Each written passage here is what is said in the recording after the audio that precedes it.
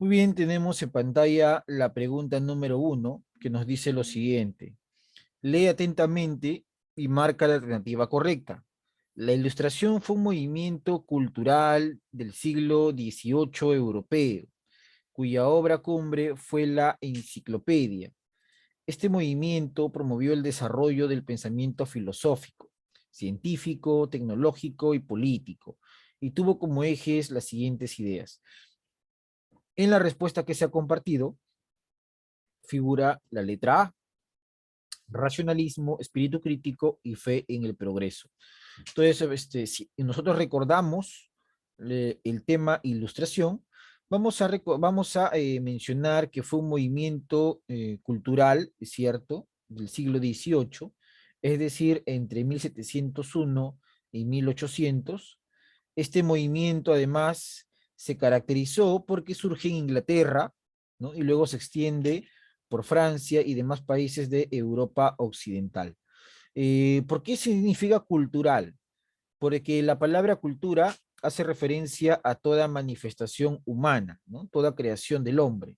Entonces, el hombre del siglo XVIII tiene los tintes modernos, ¿no? Recuerden ustedes que la modernidad oficialmente empieza en 1453, según la periodización de la historia, ¿no? De 1453 a 1789. Estamos hablando de la edad moderna.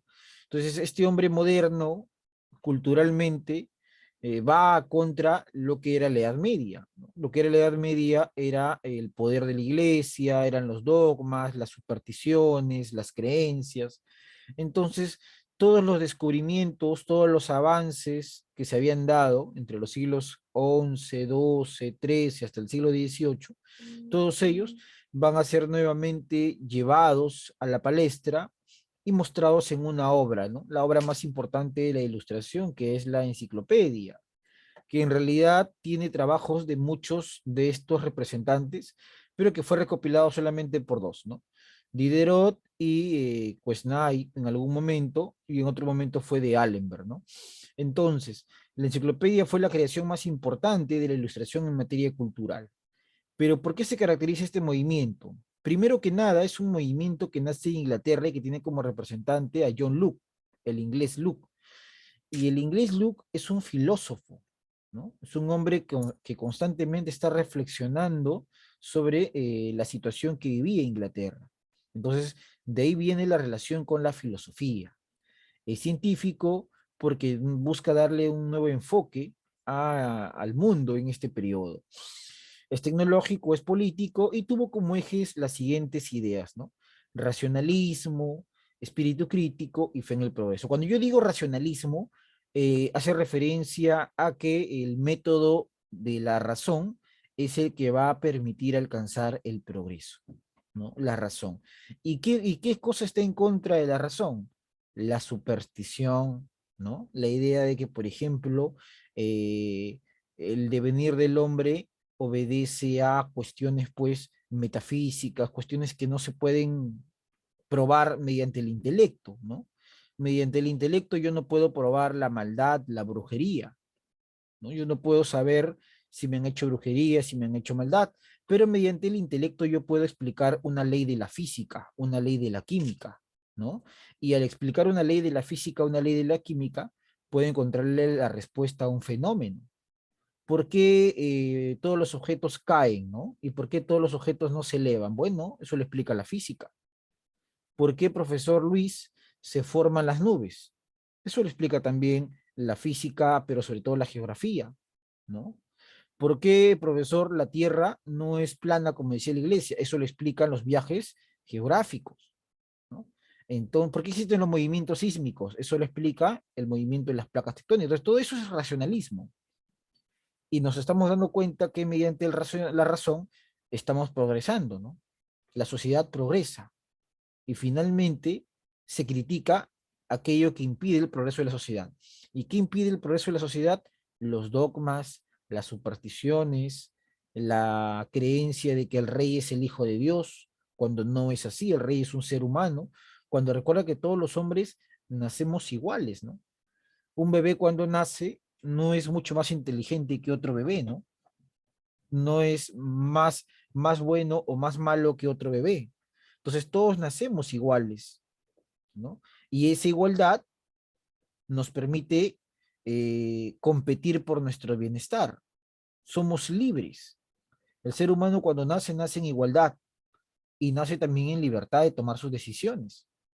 Y justamente en esa libertad de poder conseguir sus objetivos es que el ser humano desarrolla el trabajo. Y una consecuencia de trabajar es que te haces con propiedades. Por eso es que John Locke dice, ¿no? ¿Cuáles son los tres pilares que el Estado debe defender? La igualdad, la libertad y la propiedad privada. Si el Estado va contra eso, entonces el ser humano tiene que enfrentarse a quien administra el Estado, o sea, al rey, ¿no? Entonces, esos son los elementos en la pregunta número 1. Libertad, igualdad y fraternidad es básicamente un lema de la Revolución Francesa, ¿no? Acá esto está ligado más a la Revolución Francesa. La C, verdad, conocimiento, filosofía cartesiana. Bueno, filosofía cartesiana viene de René Descartes, eso es cierto, ¿no? Y Descartes, al igual que Locke, son precursores de la ilustración. Pero también tenemos el conocimiento y la verdad, pero no son ejes en sí de la ilustración, ¿no? En realidad, la filosofía, la ilustración no solamente tuvo filosofía cartesiana, tuvo filosofía empirista de Locke, ¿no? Hay una gran diferencia. Descartes decía que el conocimiento se logra mediante la razón, y Locke decía que el conocimiento se logra mediante la experiencia, ¿no? Pero como el bebé, cuando el hombre nace, no tiene experiencia, entonces todavía no logra el conocimiento.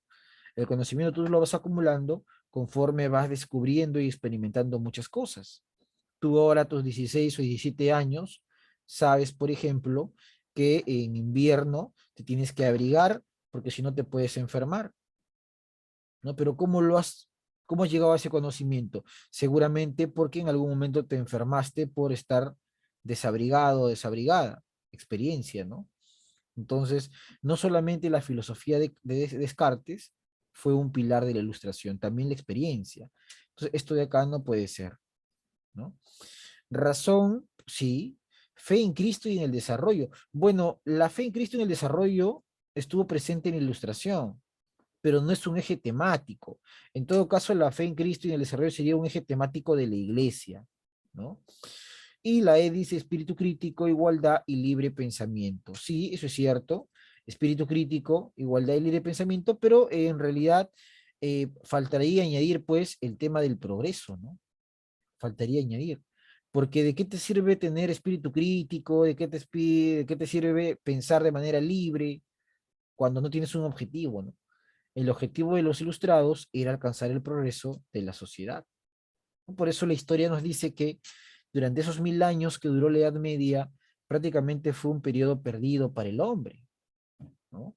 Algunos sostienen que si en esos 1000 años se hubiera desarrollado ciencia, hoy día el hombre tranquilamente hubiese desarrollado la cura para muchas enfermedades, ¿no? Eso es algo que se sostiene desde esa época. Muy bien, ahí está entonces la respuesta de la pregunta número 1, ¿ya? En el chat. Buenos días, Mesa, Pérez, Rivas, Aro y Bocanegra. Buenos días. Ya, si hubiese alguna duda, alguna pregunta, puedes levantar la mano en el chat, ¿ah? Vamos a ver la pregunta número 2. Voluntario para que lea, y ya son casi los últimos puntos del año, ¿no? A ver, algún voluntario, voluntaria. Cualquiera para que me lea. Ramírez, lee la número 2. Te escuchamos. Cuando los poderes legislativo y ejecutivo se hayan reunidos en una misma persona o corporación, entonces no hay libertad, porque es de tener que el monarca o el senado hagan leyes tiránicas para ejecutarlas del mismo modo. Así sucede también cuando el poder judicial no está separado del poder legislativo y ejecutivo, cuando estando unido al primero, el imperio sobre la vida y la libertad de los ciudadanos sería arbitrario por ser uno mismo el juez y el legislador, y estando unido al segundo sería tiránico, por cuanto gozaría el juez de la fuerza misma que un agresor. Montesquieu, el espíritu de las leyes. Muy bien, excelente. Ahí está entonces. Pregunta número 2 del examen. Y al final, lo que su compañero repitió, ¿no? El texto anterior hace referencia al principio de qué? propuesto durante el periodo histórico denominado. Bueno, la lectura empieza con los poderes del Estado, ¿no? Cuando los poderes legislativo y ejecutivo sean reunidos en una misma persona o corporación, entonces no hay libertad, ¿no? Así empieza la lectura. ¿Qué hace referencia esta primera parte? A ver, participaciones, mano levantada. ¿A qué hace referencia, según tu interpretación, esta oración? ¿Qué te dice esta oración inicialmente? ¿No? Cuando los poderes legislativos y ejecutivo se hayan reunidos en una misma persona o corporación, entonces no hay libertad. ¿A qué te hace alusión ese primer enunciado de la pregunta del examen? ¿Qué interpretas? ¿Qué infieres por esa línea? A ver, por ahí. ¿Nadie?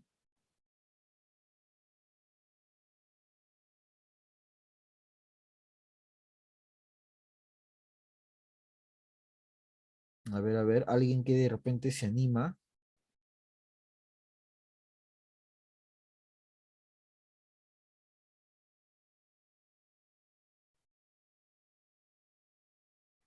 Rivas, te escucho, Rivas. Que antes el rey tenía todo el poder, ¿Cómo, cómo? que antes el rey tenía todo el poder. Ya, muy bien, que antes el rey tenía todo el poder. Es cierto, ¿no? Que antes, que durante el siglo XVI, XVII y parte del XVIII, el rey tenía la facultad de poder elaborar leyes que él creía conveniente y que él decidía sobre la vida de alguien, ¿no? Entonces dice, cuando los poderes legislativo y ejecutivo sean reunidos en una persona o corporación, entonces no hay libertad, pues. Y si no hay libertad, ese rey que supuestamente está ahí para defender los derechos del pueblo, se convierte en un tirano, ¿no? Se convierte en un tirano. Por eso es que, según la lectura, menciona por acá, por eso por acá menciona, ¿no? Dice, el texto anterior hace referencia al principio, ¿no?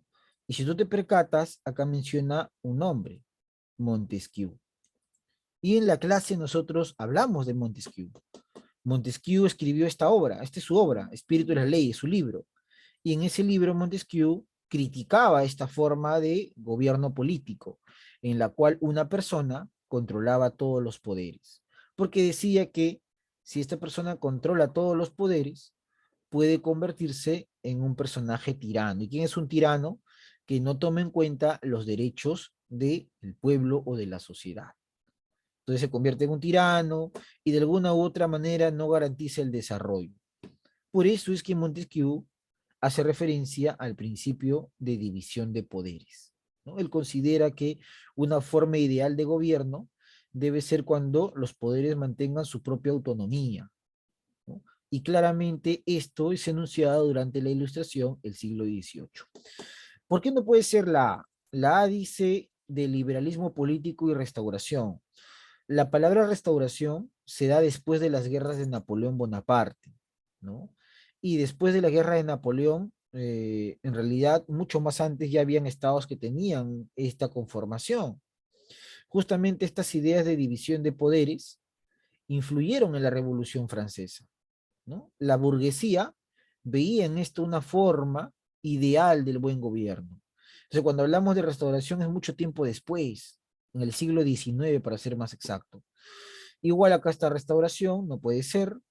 Renacimiento es mucho tiempo antes, siglo XIV, XV, ¿no? El Renacimiento, ¿no? Precedido después o antes, o en realidad después del humanismo.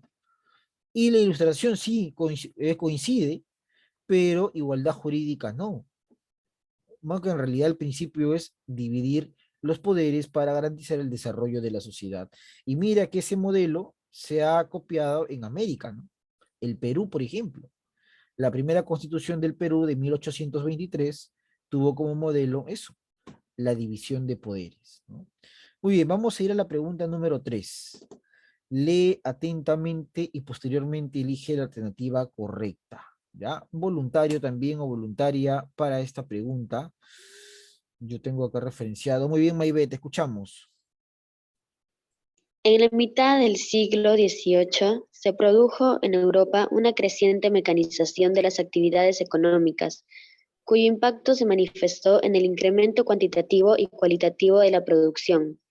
La industrialización generó grandes ganancias en los países en los que se produjo, así también en el plano social. Su impronta se reflejó en 1. El incremento de la población campesina. 2. La erosión de la sociedad estamental. 3. El surgimiento de la clase proletaria. 4. El crecimiento ordenado de las ciudades. Muy bien, perfecto, Maybe. A ver, entonces tenemos por acá lo siguiente, ¿no? En la segunda mitad del siglo XVIII, eso equivale a 1750, ¿no? Entonces tú ya sabes, 1750, el profesor me dijo la revolución industrial, ¿no? Rápidamente.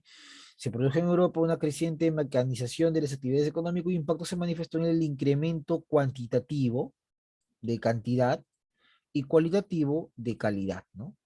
Incrementó la producción de manera cuantitativa y cualitativa, es decir, esa producción pasó de repente 1.000 toneladas a 1.000.000 cantidad, y pasó de repente de tener un material, digamos, blando a un material mucho más resistente, un acabado mucho más fino, ¿no? Calidad.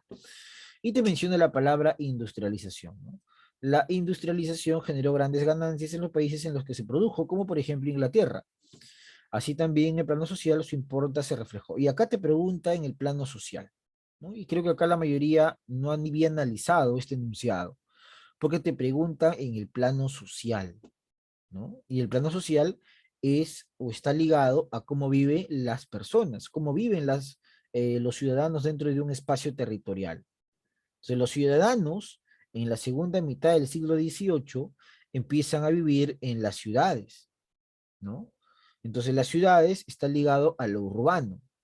Afirmar que incrementó la población campesina es incorrecto, porque si se incrementa la población campesina, entonces ¿quién trabaja en las fábricas? No tiene sentido. Entonces, la uno está descartado. La 2, la erosión de la sociedad estamental antes de la industria. ¿Cómo vivía el hombre? En el sistema feudal.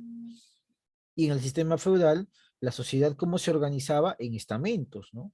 Los que laboran, los que oran, los que gobiernan, ¿no? Bellatores, oratores, laboratores, ¿no? Entonces, hay una erosión. ¿Qué significa erosión? Un desgaste de la sociedad estamental, ¿no? Erosión es un término geográfico. Recuerda, los ríos erosionan y terminan formando valles o pongos. Entonces, los ríos desgastan. Erosión es desgaste. El surgimiento de la clase proletaria. Claro, hay una clase que ahora va a trabajar en las fábricas. Y esa clase va a ser denominada proletario. Y en la número 4 te dicen el crecimiento ordenado de las ciudades. Eso es falso. Las ciudades crecen, pero no de manera ordenada. Si no se experimenta mayor contaminación, mayor hacinamiento, que yo les mostré videos sobre cómo era pues el mundo de las fábricas y las ciudades, ¿no? Ustedes recordarán que hasta los niños trabajaban en las fábricas y la gente migraba del campo. Muy bien, clave entonces la 2 y la 3. Pregunta número 4.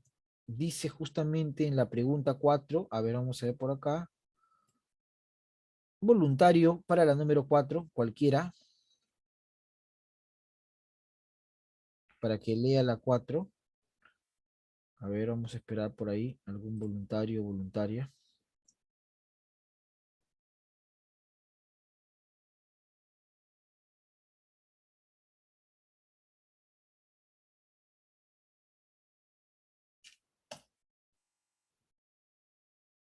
A ver, alguien se anima. Aprovecha la última sesión del año. Aro, adelante Aro, te escuchamos. La 4. La Ilustración es un movimiento ideológico surgido en Europa en el siglo XVIII, caracterizado por la búsqueda de la verdad basada en la razón y la ciencia. Sobre sus principales representantes señala la relación correcta. Continúo. Sí, sí, sí, todo. Montesquieu, Voltaire, Rousseau, Diderot, autor de cartas filosóficas, fue crítico de la Iglesia Católica el fanatismo y la superstición. B. Autor del espíritu de las leyes, promotor de la división de poderes del Estado. C. Autor del contrato social, sostuvo la teoría de la soberanía popular. D. Editor de la enciclopedia. Muy bien, perfecto, Aro. Tenemos entonces la pregunta número 4. La ilustración es un movimiento ideológico, empiezo otra vez, surgido en Europa en el siglo XVIII, ¿no? Ya eso de ahí creo que está clarísimo, ya. Eso ya de ahí lo manejamos. Luego se caracterizó por la búsqueda de la verdad basada en la razón. El método fue el racionalista, pero también el empirista y la ciencia. Y sobre sus principales representantes tenemos acá a Montesquieu. Bueno, si tú eras bastante analítico, veías acá a Montesquieu, tú decías rápidamente el espíritu y las leyes, ¿no? Entonces tú buscabas acá el espíritu y las leyes y sabías que él era Montesquieu, ¿no? Entonces la uno tenía que ser con la B. No puede ser la A en todo caso, no puede ser la B en todo caso, descartabas y te quedaba la C o la D, ¿no? Ahí está. Solamente tenías esa respuesta. Y luego las analizabas y las comparabas y tenían mucha similitud, excepto por la 2 y la 3, ¿no? ¿Qué dice la 2 y la 3? Rousseau, por ejemplo, ¿no? Rousseau. Entonces, Rousseau, a ver, por acá si yo digo, profesor, la A, ¿no? Si yo digo que es la A, autor de las cartas filosóficas, fue crítico de la Iglesia Católica, el fanatismo y la superstición. Tendrías que analizarlo y recordar la clase donde yo mencionaba que Rousseau habló mucho de que el hombre nace bueno y la sociedad lo corrompe, ¿no? De que Rousseau habló mucho de la importancia de firmar un nuevo contrato en la sociedad, ¿no? La importancia de educar al niño. Rousseau también es el autor de El Emilio, una obra educativa, ¿no? Rousseau también plantea la tesis del buen salvaje. Rousseau también culpa de todo a la propiedad privada. Cuando se desarrolló la propiedad, el hombre empezó a corromperse, ¿no? Empezó a estar en una lucha constante, ¿no? Por eso Rousseau decía la necesidad de firmar un nuevo contrato social. ¿Y quién estaba en contra de la tesis de Rousseau? Voltaire, ¿no? Hay una lucha entre ellos constantemente. Entonces, Rousseau defendía la soberanía popular, por eso él decía, puedo estar en desacuerdo contigo, pero daría hasta mi vida para que tú te expreses, ¿no? Ahí está entonces. Clave vendría a ser la letra D, ¿no? Ahí está la respuesta en esas preguntas. Si tú te das cuenta, no eran para nada complicadas, ¿ah? Eran cuestión de analizarlo, por eso que había notas muy buenas, ¿no? Muy buenas, casi no ha habido desaprobados, pero la idea es que ya más adelante puedas dominar muy bien el tema, ¿no? Muy bien, vamos a ver la pregunta número 5, donde la mayoría también falló, ¿ah? De alguna u otra manera. Dice, explica la relevancia que tuvo John Locke en el desarrollo de la ilustración. Esta fue una de las preguntas donde se falló, ¿no? Bastante. A ver, la relevancia que tiene John Locke en el proceso de la ilustración. Bueno, lo mencioné al inicio, ¿no? Locke es un filósofo inglés. Por eso es que en Inglaterra se dan las condiciones para que se desarrolle una monarquía de tipo constitucional, es decir, una constitución política que se convierte en el motor, que se convierte en el motor y motivo de qué, profesor Luis, se convierte en el motor y motivo de lo que nosotros conocemos como ilustración, como cambio, ¿no? Así es. Luke es inglés e Inglaterra va a ser el primer país en el mundo donde aparece un parlamento, donde aparece una constitución. Y justamente esta rivalidad con el parlamento ocasionaron que en Inglaterra no estalle pues un proceso revolucionario como en Francia, ¿no? En Francia la revolución se dio en el siglo XVIII, en Inglaterra los cambios se dieron en el siglo XVII, ¿no? ¿Y qué motivaron esos cambios? La educación. La educación, y eso llama un poco a la reflexión de la actualidad, ¿no? ¿En la actualidad se enseña filosofía? No. ¿En los colegios se enseña filosofía? No se enseña. ¿Se debería enseñar? Por supuesto.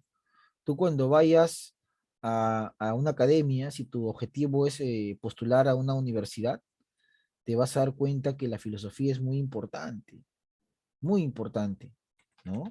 Entonces, yo te voy a mostrar justamente una imagen que tiene que ver con loop, para que entiendas un poquito esto. Es muy parecido a la imagen que hemos visto nosotros en Francia, muy, muy parecido, bastante parecido diría yo, ¿ya? Así que observa con atención, porque luego te voy a explicar en qué contexto está esta imagen, ¿ya? A ver, lo voy a maximizar acá. Ya está, ahí está apareciendo en pantalla. Voy a poner volumen. He dicho una razón, no una excusa.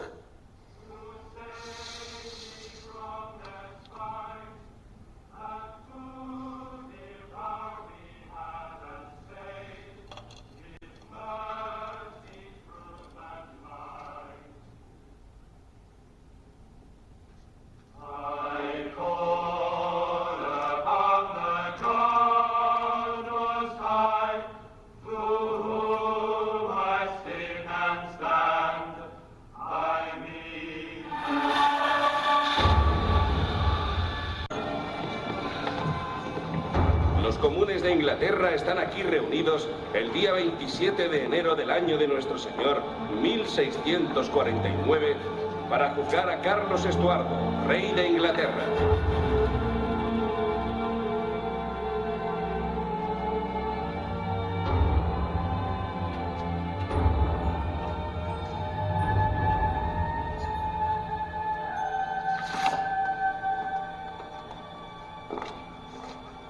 El vuestro es el último nombre, general.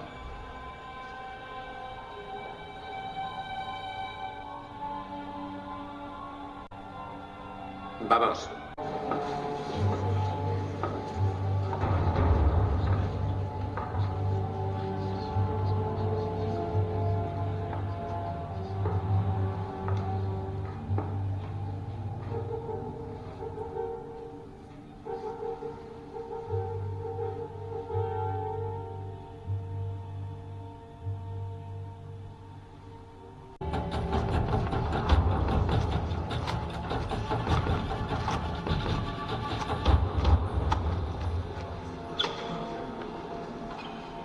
Que empiece el proceso. Carlos Estuardo, rey de Inglaterra. Este parlamento sostiene que habéis abusado del poder que la ley os confió y... Un momento, Little. Quisiera saber por qué poder se me convoca aquí. ¿Por qué autoridad? Soy vuestro rey. Tengo la confianza que me confirió Dios por antigua y legítima herencia. No voy a traicionarla respondiendo a una nueva e ilegítima autoridad. Ya habéis oído la acusación. Responded a ella, en nombre del pueblo. Yo soy mejor garante de la libertad del pueblo de Inglaterra que cualquiera de los que aquí pretenden ser mis jueces. Vuelvo a preguntar. Respondéis interrogando al tribunal. Cualquiera de los aquí presentes ha perdido algún amigo a manos de vuestras tropas asesinas. Estamos satisfechos con nuestra autoridad. Si el poder ilegítimo puede crear leyes, puede alterar las leyes fundamentales de este reino. No sé qué súbdito puede haber en Inglaterra que tenga garantizada su vida o cualquier posesión. Están aquí por la autoridad que confiere la Cámara de los Comunes. Vos y vuestros predecesores sois responsables ante ellos. Mostradme un precedente. Tengo entendido que conocéis la Carta Magna. Hay un contrato entre el pueblo y el rey que habéis incumplido. La Cámara de los Comunes nunca fue un tribunal de justicia. Quiero saber por qué ejerce esta función. Por elección, sólido razonamiento y honradez demostrada. Que es un procedimiento más justo que aquel por el que reináis.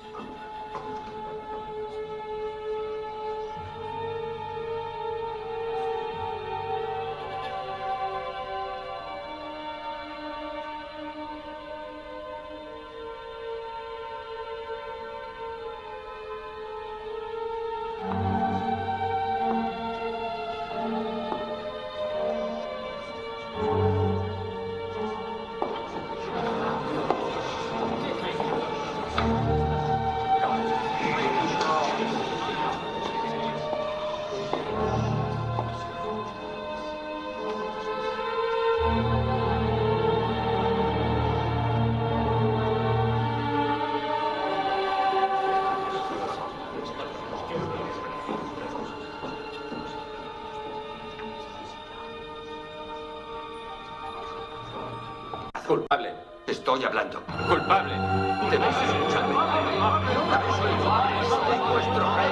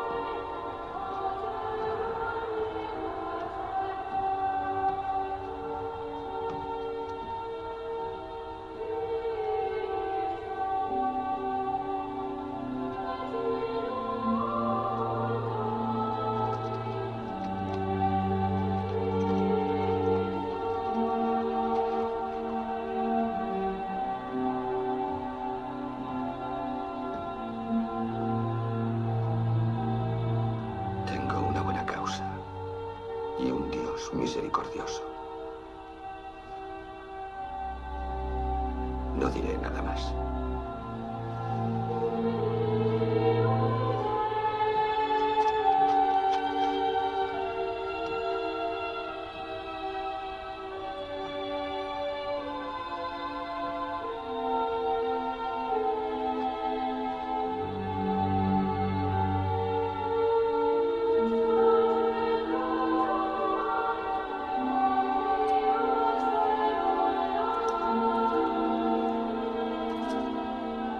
Voy de una corona corruptible a otra incorruptible, donde no hay perturbación alguna.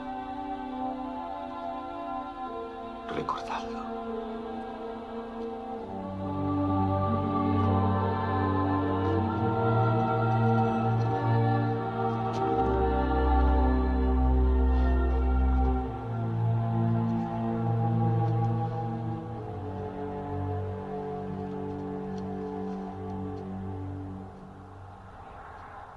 Esperad a mi señal.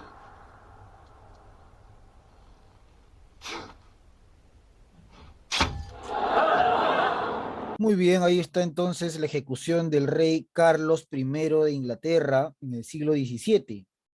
Y esta imagen nosotros lo hemos visto en Francia, en la Revolución Francesa. Pero la Revolución Francesa, la ejecución de Luis XVI, fue mucho tiempo después. ¿Eso qué quiere decir, profesor? Que la sociedad inglesa fue la precursora de los cambios revolucionarios. ¿Y dónde está representada la sociedad? En el Parlamento, el Congreso. El Parlamento inglés es el que acusa al rey Carlos de ser un tirano, de una mala administración, de todo lo que te decía, ¿no? Porque atentó contra la libertad del pueblo, la igualdad y no defendía la propiedad. Entonces era muy común que el Parlamento inglés se enfrente a los monarcas. Y una consecuencia de eso es la muerte del rey.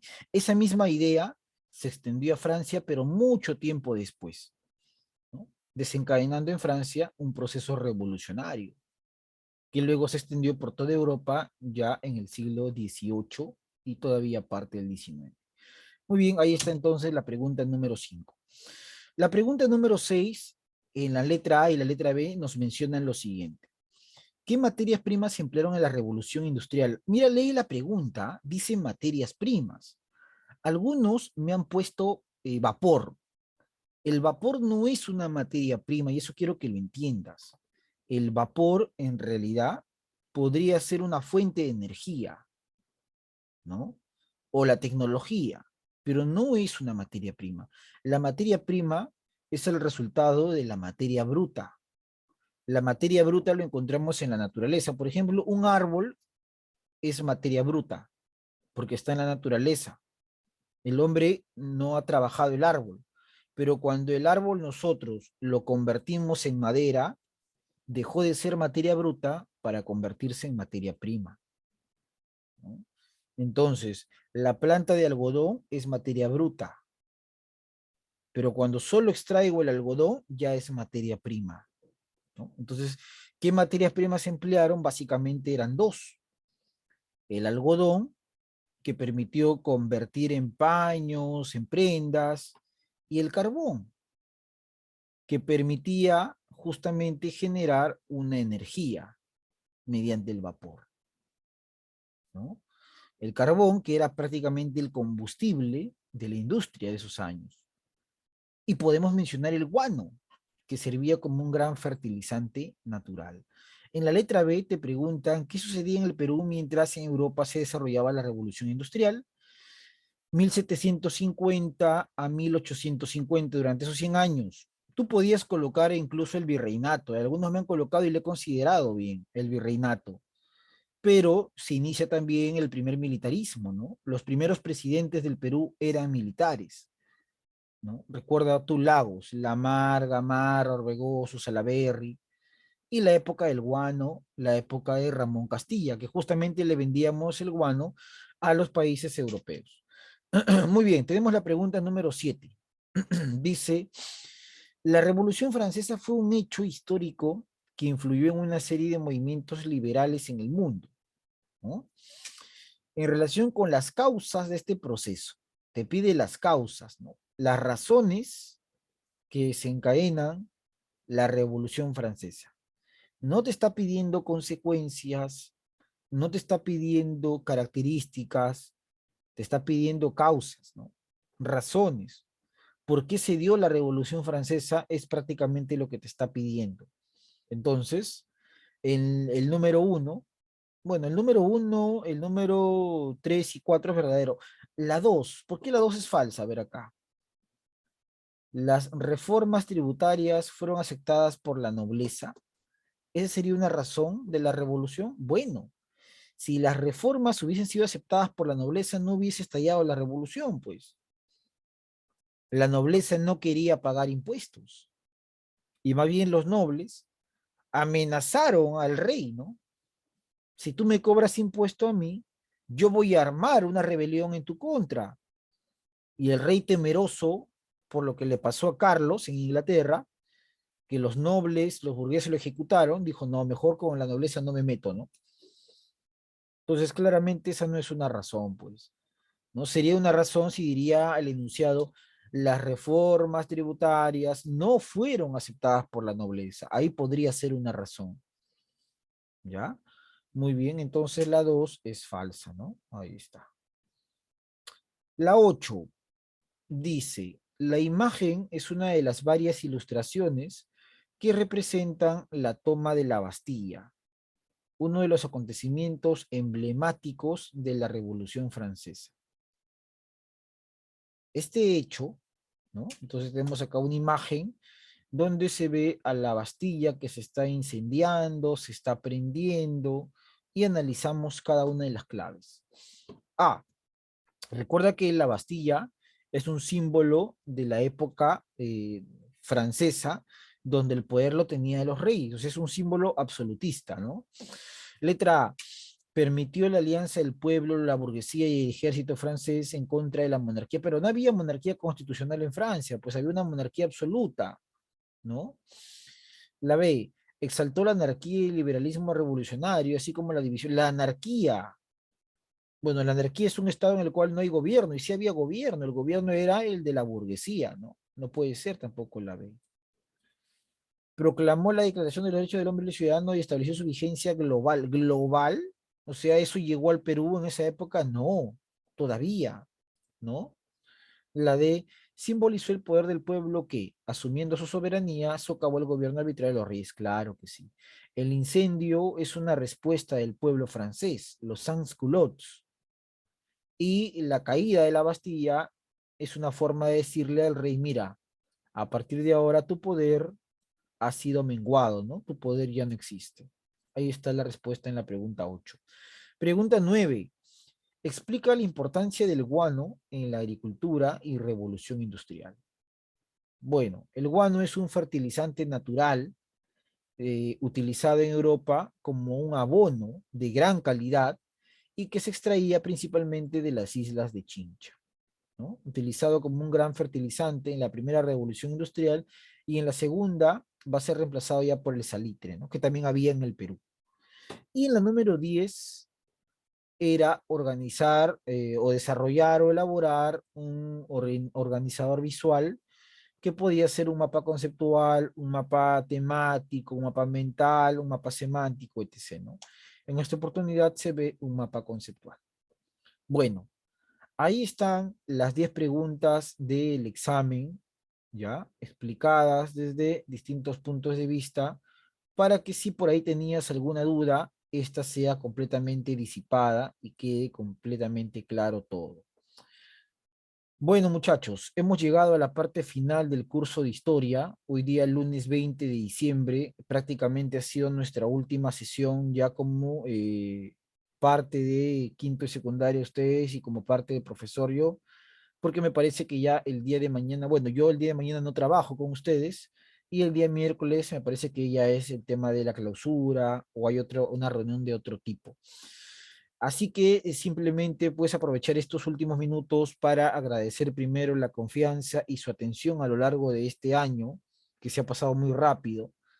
Marzo, abril y finalmente diciembre ha volado, y creo que alguna vez yo les mencioné, ¿no? Yo les dije, estos meses van a ser muy rápidos y sáquenle provecho al máximo en todos los sentidos. Y qué bueno que se conecten casi los de siempre, ¿no? Los que siempre han estado a lo largo de las sesiones atentos, participando, son casi los mismos de siempre y yo los felicito, la verdad. Espero que sean así posteriormente en su vida académica, en su vida universitaria y preuniversitaria. Así que conmigo será pues hasta una próxima oportunidad. Si por ahí ustedes de repente desean estudiar una carrera universitaria o técnica, háganlo, luchen por sus sueños. No hay nada más hermoso que estudiar y no hay nada más hermoso que ingresar a un instituto o a una universidad y terminar una carrera. Y a partir de terminar una carrera, trabajar, ¿no? Creo que el trabajo dignifica al hombre y es una fuente no solo de riqueza, sino también de realización personal. Así que desearles una feliz Navidad, un feliz 24. Lo más importante no son los regalos, lo más importante es la salud, sobre todo en estos tiempos que es un bien escaso. Agradecer a Dios por nuestra salud, agradecer a Dios por la vida que tenemos, agradecer a Dios por tener a nuestros padres que están aún con nosotros, por tener la familia. Y bueno, desearles un próspero y venturoso año nuevo 2022, que sus metas se logren, que sus objetivos también. Y bueno, pues nuevamente también agradecer por la oportunidad y la atención durante todo este año escolar, ¿no? En nombre en realidad del curso de Historia, Geografía y DPSC, espero que haya sido de provecho para ti y para tus compañeros. Espero que este año hayas aprendido, hayas comprendido y haya podido contribuir a una parte de tu formación, ¿no? Que si algo nuevo ha entrado en tu cabecita, eso para mí es suficiente, ¿no? Que te hayas vuelto de repente mucho más crítico, analítico y mucho más responsable seguramente. Bueno, feliz Navidad, faltan unos días nada más y un mejor año para ti, un próspero y venturoso año 2022 para ti y para vuestra familia. Conmigo será hasta aquí nada más y nos estaremos viendo seguramente que en la reunión ya que el colegio convoque. Un fuerte abrazo, cuídate mucho, saludos y bendiciones. Muchas gracias. Chau, chau.